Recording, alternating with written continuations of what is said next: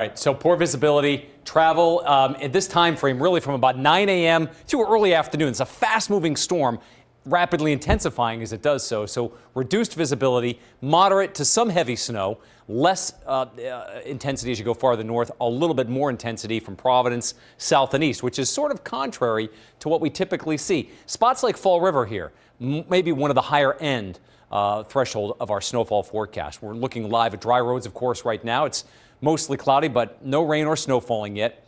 People's Credit Union Skycam via Primacare. The temperature is at 35 degrees. The humidity at 79%. The temperatures will stay just near or maybe even slightly above the freezing mark as the cloud cover continues tonight. We see that rain spread in first and then eventually turning over to snow. You can see as it's starting to bump into some colder air just on the northern edge, we're seeing some snowfall. The circulation center, that most intense band right in here, just to the east of Lexington, Kentucky, that's the area we've got to watch closely. Where that goes, that's where some of the heaviest snow totals will be produced. Still about 700 miles or so to our southwest. So short-term forecasting, and overnight we're cloudy. We see the light snow and rain mix moving in. Probably more rain in eastern Massachusetts through 5 to 7 a.m. with an east wind. Then you see these wind arrows turn northeast. The cold air gets pulled back into the storm a bit more. So by 8:30, we should all be mostly snow, including the Cape now beginning to go over to snow by 10 or 11 a.m. And this is really our opportunity to accumulate the best snow from about 10 a.m. through maybe 1 to 2 in the afternoon, because you notice here by 2 p.m. already the back edge of that light snow is zipping through eastern Connecticut, and it's through all of our area by 5 o'clock. So this will be a fast exit for the storm. Temperatures will drop into the 20s.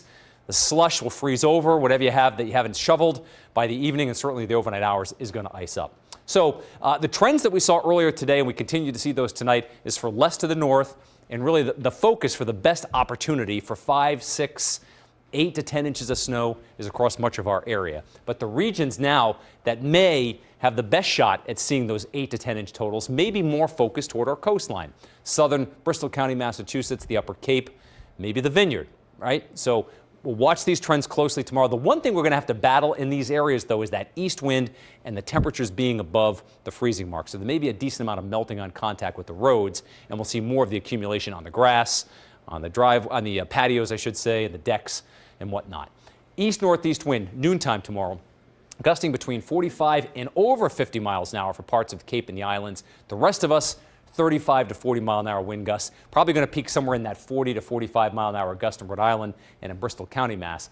But here toward the outer Cape and Nantucket, through 3:30 in the afternoon, some of the strongest wind gusts continue, and then everybody sees that wind drop off overnight as the storm moves away. So in terms of power loss, it should be limited, but certainly these would be the areas with some of the heavier snow in Buzzards Bay, Upper Cape, where some of the stronger wind gusts will be found. Those would be the areas that we may be most concerned with some power loss. All right, 34 tomorrow's high. Valentine's Day sunny and chilly, 33. In fact, the rest of this week is chilly with below average temperatures. Dan and Patrice, we're looking at their next shot from a couple of Alberta Clippers. Some light snow, maybe early Friday and again early Saturday. We'll keep you updated all day tomorrow. I'll be with you starting at 9 a.m.